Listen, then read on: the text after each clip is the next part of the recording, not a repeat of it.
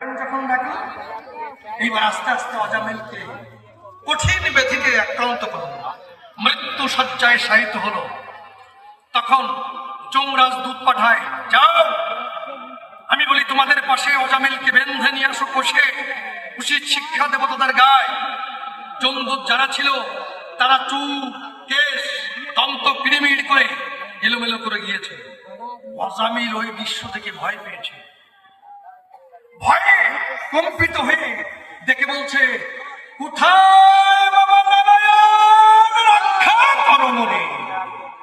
নিজের কনিষ্ঠ পুত্র ধরে সেই সূত্র যখন তার নাম অনুসরণ করে, খুলে বলে সভা করে বৈকুণ্ঠে, তখন তার সিংহাসন চলে যায়।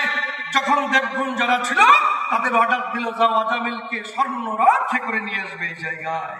তখন দেবদূতগণ যারা ছিল অজামিলকে স্বর্ণ রথে করে বৈকুণ্ঠ ধামে পৌঁছালো। সে তো জীবনে সত্য কথা বলেনি, ব্রহ্মচর্য রক্ষা করেনি, সত্যবাদী হয়নি, তাহলে বৈকুণ্ঠ কেন পায়?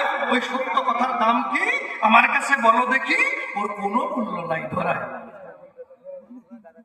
কি খারাপ বলেছি? এই জন্য তোমারে করি মানা, এইভাবে আমার সঙ্গে কথা বলো না। কারণ এই যে আবার বলেছে, সাধুর বীজে প্রেম ফল ফলে। তারপরে কি রাস, রাসের কথা কত কিছু বলে গেছে, খুলে বলি সবার কাছে। রাধা কৃষ্ণর কথা বলে গেছে, ধারা উল্টে যায়। কি দাদা সত্যি কথা না? হ্যাঁ, তা রাধা কৃষ্ণর যে প্রেম, এটা কি নিষ্কাম প্রেম না সকাম প্রেম? প্রশ্ন করে যায়।